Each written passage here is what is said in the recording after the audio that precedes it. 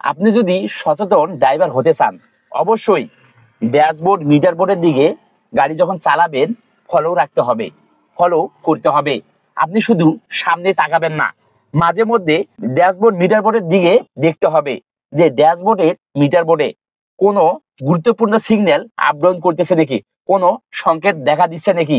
যদি কোনো সংকেত, গুরুত্বপূর্ণ কোনো সিগন্যাল যদি দেয়, রাস্তার সাইডে গাড়িকে চাপাই নিয়ে ব্রেক দিয়ে ওই সিগন্যাল বুঝে ওই সিগন্যালটি সংশোধন করতে হবে। আপনি শুধু সামনে তাকাবেন আর আপনার গাড়ির ইঞ্জিন হিট হচ্ছে, টেম্পারেচারের মিটার কাটার দিকে আপনি তাকাচ্ছেন না, আপনার গাড়িতে ফুয়েল কম আছে, ফুয়েল সিগন্যালের দিকে তাকাচ্ছেন না, গাড়িতে অন্য কোনো সিগন্যাল দেখা দিচ্ছে, আপনি ড্যাশবোর্ড মিটারের দিকে তাকাচ্ছেন না, এরকম ড্রাইভার হওয়া যাবে না। তাহলে আপনি যদি সচেতন ড্রাইভার হতে চান, অবশ্যই সামনের দিকে আপনার দৃষ্টি থাকবে এবং মাঝে মধ্যে ফলো রাখবেন ড্যাশবোর্ড মিটার বোর্ডের দিকে। মিটার বোর্ডে কোনো গুরুত্বপূর্ণ সিগন্যাল উঠতেছে নাকি, যদি ওঠে ওই সিগন্যাল সংশোধন করতে হবে। তাহলে এই সিগন্যাল কি কারণে উঠলো, গাড়ির কি সমস্যা, সেই সমস্যা সমাধান করতে হবে। তাহলেই আপনি একজন সচেতন ড্রাইভার তৈরি হবেন। নয়তো আপনার চাকরি থাকবে না।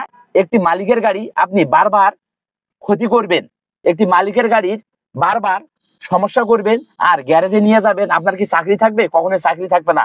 তাহলে আপনাকে সচেতন ড্রাইভার হতে হবে।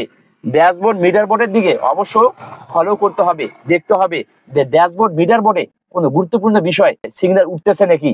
আপনি সচেতন হন, সচেতনভাবে গাড়ি চালান, আপনি একজন পারফেক্ট ড্রাইভার তৈরি হন, আমি সেই কামনা করি।